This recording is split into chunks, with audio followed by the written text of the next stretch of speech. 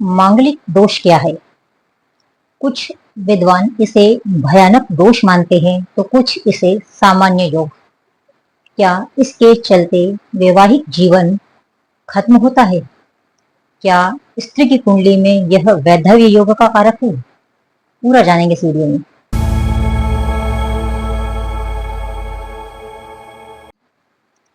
मंगल दोष क्या है, पहले हम इसे समझते हैं।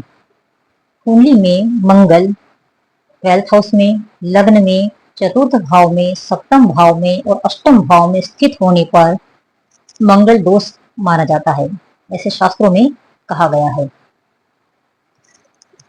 अब हम इसे कुंडली में समझते हैं। आइए जानते हैं कुंडली में मंगल दोष किस प्रकार देखते हैं। दोस्तों, यह हमारी कुंडली है। इसमें जो यह खाना होता है, प्रथम भाव होता है, द्वितीय, तृतीय, चतुर्थ, पंचम, षष्ठम, सप्तम, अष्टम, नवम, दसम, एकादश, द्वादश भाव, ये 12 भाव होते हैं। इनमें मंगल 12वें भाव में स्थित हो, लग्न में स्थित हो, चतुर्थ भाव में स्थित हो, सप्तम भाव में स्थित हो, अष्टम भाव में स्थित हो, तो मंगल दोष का निर्माण होता है। इस प्रकार यह एक वी शेप बनता है। इस वी शेप में मंगल यदि स्थित है तो शास्त्रों के अनुसार मंगल दोष का निर्माण होता है। हमने बताया है कि मंगल एक एनर्जी है, ऊर्जा है, उत्साह है, क्रोध है, कुछ करने की जज्बा और जुनून है। अब यह एक विशेष भाव में स्थित होता है तो उसकी एनर्जी को वह उस भाव के साथ कनेक्ट करके देता है। यदि लग्न में स्थित है तो इसकी सप्तम दृष्टि वैवाहिक जीवन पर पड़ती है तथा यह वैवाहिक जीवन की आयु का भाव है अष्टम भाव, तो इसकी दृष्टि यहाँ आएगी और यहाँ पर होगी। इस प्रकार यह इन दोनों भावों को प्रभावित करता है।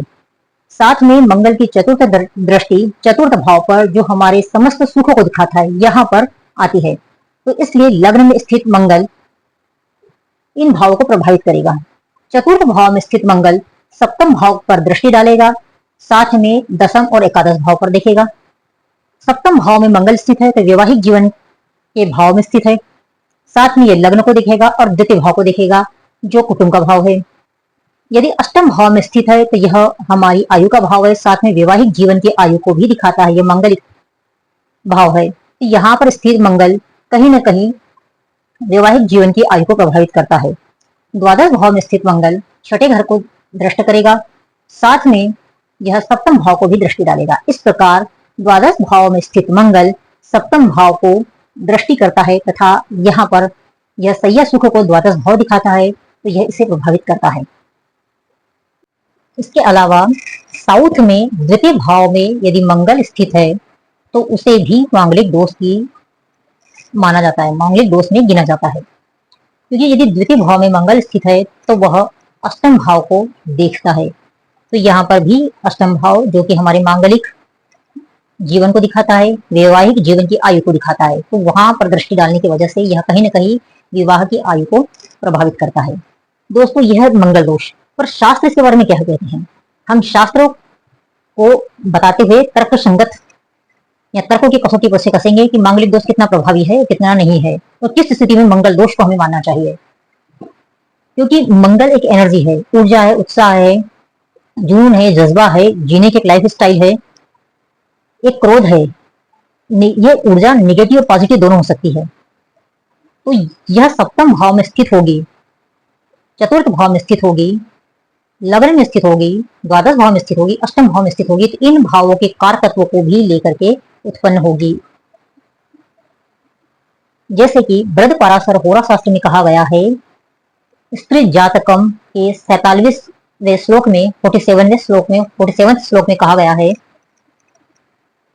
कि यदि लग्न में मंगल हो, चतुर्थ भाव में मंगल हो, सप्तम में मंगल हो, अष्टम में मंगल हो, द्वादश भाव में मंगल हो, तो मांगलिक दोष होता है और ऐसे स्त्री विधवा हो जाती है। यदि उसकी चार्ट में है तो उन्हें स्पष्ट लिखा हुआ है कि विधवा योग बनता है। इस श्लोक उन्होंने आगे बढ़ाया है कि यदि महिला की कुंडली में इन भाव में मंगल है तो पुरुष की कुंडली में भी इन्हीं भावों में, मतलब द्वादश में, लग्न में, चतुर्थ में, सप्तम में और अष्टम में मंगल हो जाना चाहिए।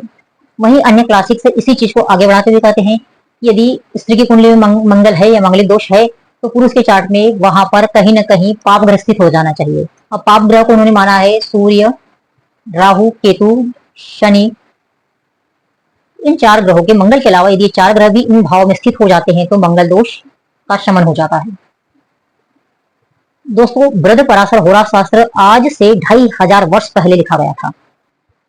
आज से 100 से 150 वर्ष पूर्व जातक तत्वम ग्रंथ लिखा गया है, जिसके रचयिता आचार्य महादेव पाठक है, जिन्होंने कहा है कि मंगल दोष इन भावों में स्थित तभी प्रभावी होगा, मतलब जो भाव बताए हैं द्वादश, लग्न, सप्तम, अष्टम और सप्तम अष्टम, ये जो भाव है इनमें यदि मंगल है तो मंगल दोष तभी प्रभावी होगा जब तक मंगल के साथ कोई अन्य पाप ग्रह नहीं हो। मतलब यदि सप्तम भाव में मंगल बैठा हुआ है तो शनि साथ में आ जाए, राहु आ जाए, केतु आ जाए। मंगल यदि अष्टम में बैठा हुआ है तो शनि आ जाए, राहु आ जाए, केतु आ जाए, सूर्य आ जाए, ये तभी प्रभावी होता है, अदरवाइज ये प्रभावी नहीं है।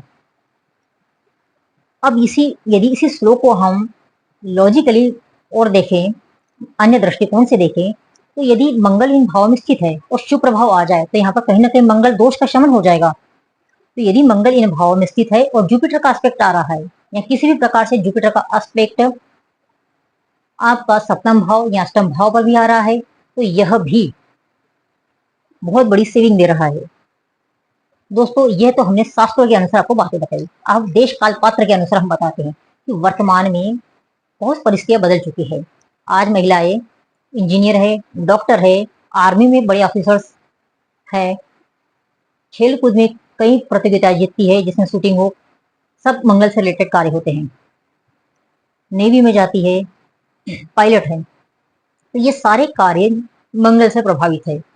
यदि कोई पुरुष ऐसी स्त्री से विवाह करता है तो डेफिनेटली उस पुरुष की कुंडली के सप्तम भाव में मंगल की स्थिति होगी, या सप्तमेश कहीं ना कहीं द्वादश भाव से संबंध बनाता हुआ मंगल से रिलेटेड होगा, या मंगल की इन भाव पर दृष्टि होगी ही। तो यहाँ पर जब मंगल दोष को हम लॉजिकली देखते हैं तो इन चीजों में मंगल की भूमिका अत्यधिक होती है, और यदि ऐसी स्त्री से विवाह करता है तो वहां पर मांगलिक दोष फिर नगण्य हो जाता है। वही एक लॉजिक शास्त्रों में फिर दिया गया है कि 28 वर्ष तक मंगल दोष होता है, उसके बाद में समाप्त हो माना जाता है। तो यहाँ पर भी यदि हम मंगल दोष को देखते हैं तो 28 वर्ष पहले जब ये ग्रंथ रचित हुए थे, इनकी रचना की गई थी, तब विवाह की आयु काफी कम थी, छोटी उम्र में शादी हो जाती थी। उस समय मंगल काफी उग्र और अग्रेसिव होने की वजह से विवाह विच्छेद या कुछ ऐसे कार्य कर सकते थे व्यक्ति जिनसे कहीं ना कहीं प्रॉब्लमेटिक हो सकती थी। 28 ईयर्स के बाद में व्यक्ति काफी समझदार हो जाता है और कहीं ना कहीं मंगल का प्रभाव उस पर उतना नहीं होता है। वर्तमान में विवाह की आयु पुरुष के लिए 27-28 नॉर्मल हो चुकी है, स्त्रियां भी 26-27-28 में विवाह करती है। तो ऐसी स्थिति में मंगल को हमें इतना ज्यादा महत्व नहीं देना चाहिए जब तक कि मंगल के साथ कोई पाप ग्रह नहीं हो। यदि मंगल के साथ में शनि, राहु, सूर्य, केतु स्थित है तो डेफिनेटली यह एक अरिष्ट वाली स्थिति उत्पन्न करता है।